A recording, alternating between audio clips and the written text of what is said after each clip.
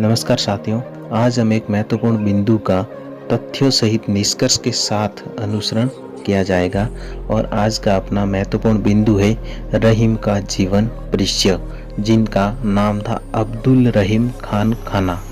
अब देखते हैं इनके जीवन परिचय के बारे में। ये मध्यकालीन युग के साहित्यकार हैं।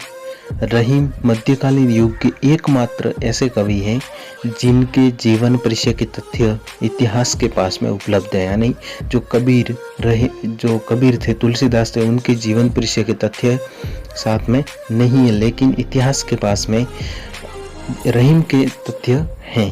अब आगे देखते हैं रहीम के जीवन संबंधी तथ्यों के कुछ प्रमाणित ऐतिहासिक स्रोत हैं जो अपन देखते हैं कौन कौन से हैं।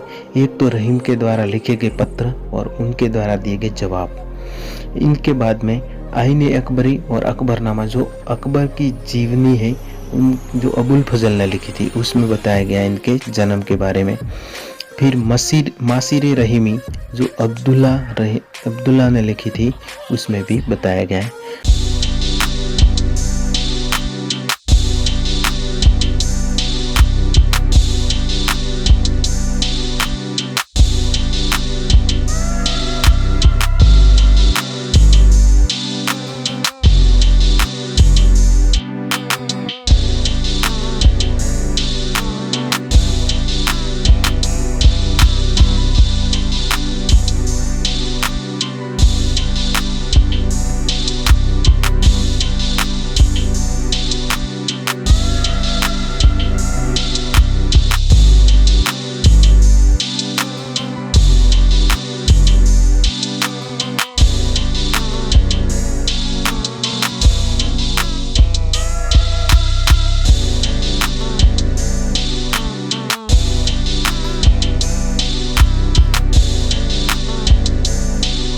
पिता के साथ जीवन बिताते रहे।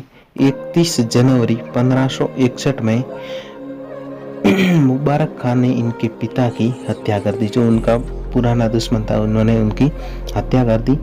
अब इस घटना के बाद अकबर ने रहीम को दरबार में लाया। यानी इनकी पिता के मृत्यु के बाद में अकबर ने रहीम को दरबार में लाया तथा उच्च शिक्षा प्रदान करवाई।